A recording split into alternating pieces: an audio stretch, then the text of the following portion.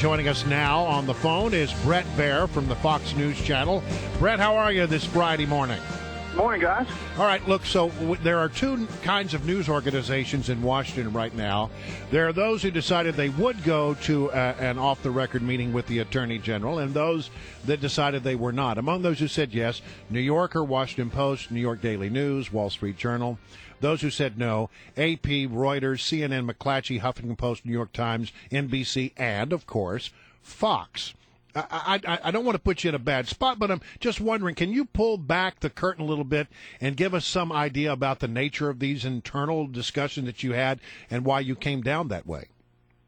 As you know, the operation, it's above my pay, the final decision, but I weighed in too. I think there was a sense that twofold. One was that there's so much surrounding this particular incident that to go off the record seemed like a little hypocritical. I mean, we're talking about transparency and opening things up, and yet it's going to be an off-the-record meeting. And two, depending on how the rules are laid out, Justice Department officials could come out and say, we had a fantastic meeting and everything's great. And then the media folks couldn't really characterize the meeting.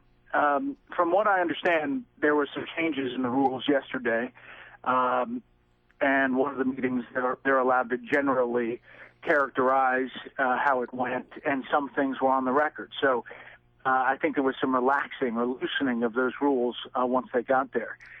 It was a decision also that, listen, this administration does a lot of things off the record, and usually that's not okay.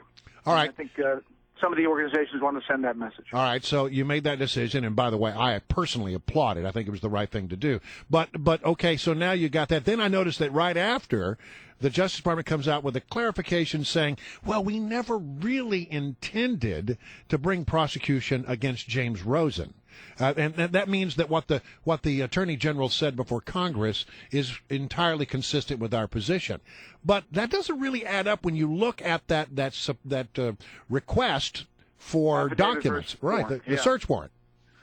That's exactly right. I mean, listen, beyond the co-conspirator, aider, and abettor line, there's another line about the reporter's criminal liability and the fact that they couldn't potential criminal liability, and that they couldn't just go to James and ask him for his emails because that would hurt the investigation and possibly change because of his criminal liability. I mean, it's right there in the search warrant. Yeah. Now, to say that they're not going to go after him or prosecute him suggests that search warrant, that affidavit, was false. So either you're lying to Congress or misleading Congress, or you're lying or misleading to the judge that you're submitting that search warrant to. I still think, I recognize why you didn't go to the meeting yesterday, but I still think Ailes should have made Rosen the acting bureau chief for the day and had him go represent Fox News. Would Rosen, would he have been up for that, you think? I don't know. He's actually been under the microscope for a long time now, and I think it's pretty tiring. Brian used to be he was the bureau chief. James Rosen. Yes, and I have talked about what a great guy I think he is. And let me just say for the record, I'll say it again in case people missed it. There is no guy that is a more serious practitioner of straight up the middle journalism that I know other than James Rosen. Yeah, he's fantastic. He really is. Bret, let's shift a little bit to one of the other scandals bubbling here in the district, and that is the IRS story. And we learn now that the official in charge of the IRS visited the Obama White House 159 times. That's more than any cabinet official.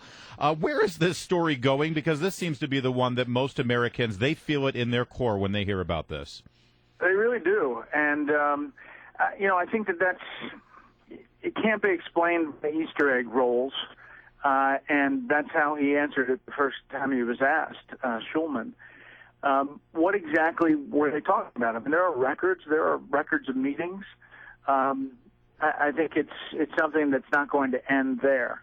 I also think that the IRS situation is